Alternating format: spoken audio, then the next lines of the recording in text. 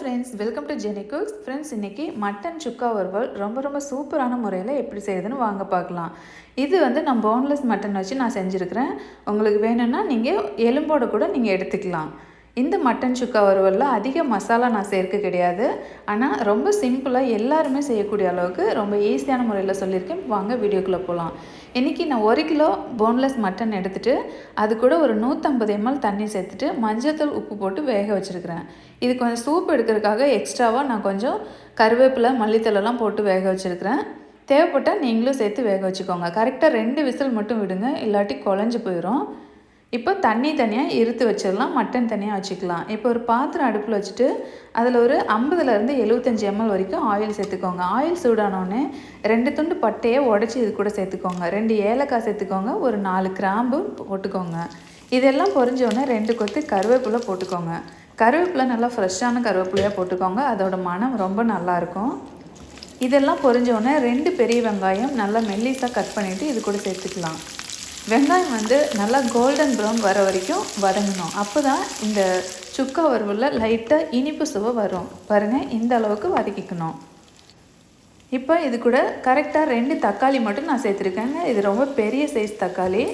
சின்னதாக இருந்ததுன்னா ஒரு 3 தக்காளி சேர்த்துக்கோங்க. இந்த 1 கிலோ மட்டனுக்கு இந்த அளவு தக்காளி போதுமானது.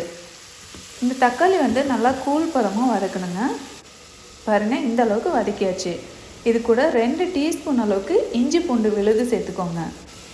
இஞ்சி பூண்டுலாம் சேர்த்துட்டு நல்லா வதக்கிக்கோங்க. தக்காளி சேர்த்து வதக்கினதுக்கப்புறமா இஞ்சி பூண்டு பேஸ்ட் வந்து சேர்த்துக்கோங்க. இது ஒரு 30 செகண்ட் நீங்கள் வதக்குனிங்கன்னா போதும். அதுக்கப்புறமா ஒரு 1.5 டேபிள் ஸ்பூன் அளவுக்கு மிளகாத்தூள் சேர்த்துருக்கேன். இது ரொம்ப காரமானது.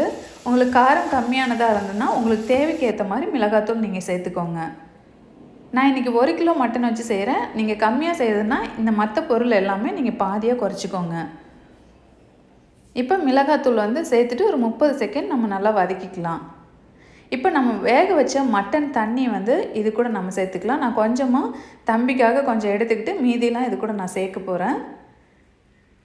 இந்த மசாலா கூட சேர்த்துட்டு நல்லா கொதிக்க விடுங்க. இந்த தண்ணிலாம் நல்லா ட்ரை ஆகி வரணும், அந்தளவுக்கு இந்த கொதிக்கட்டும். மூடியெலாம் போட தேவையில்ல, அப்படியே வச்சு லைட்டாக கிளறி விட்டுட்டே இருந்திங்கன்னா இந்த தண்ணி வந்து நல்லா சுண்டிடும். பாருங்கள், இந்த ஸ்டேஜ் வந்துருச்சு. இப்போ இது கூட நம்ம மட்டன் சேர்த்துக்கலாம்.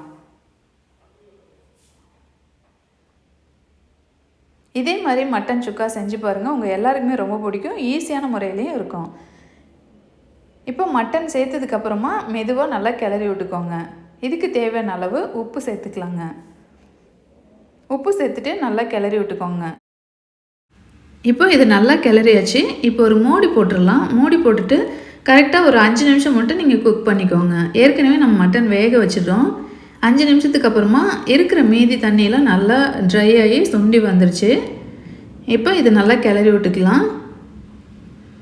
இது கூட 1 டேபிள் ஸ்பூன் அளவுக்கு பெப்பர் தூள் சேர்த்துக்கோங்க. மிளகுத்தூள் சேர்த்ததுக்கப்புறமா நல்லா கிளறி விட்டுக்கோங்க. அவ்வளோதான். இப்போ வந்து ஸ்டவ் ஆஃப் பண்ணிக்கலாம். ஸ்டவ் ஆஃப் பண்ணிவிட்டு இதுக்கு மேலே மல்லி இலை தூவிக்கோங்க. இப்போ நம்மளோட சூப்பரான மட்டன் சுக்கா வறுவல் வந்து ரெடி ஆச்சுங்க.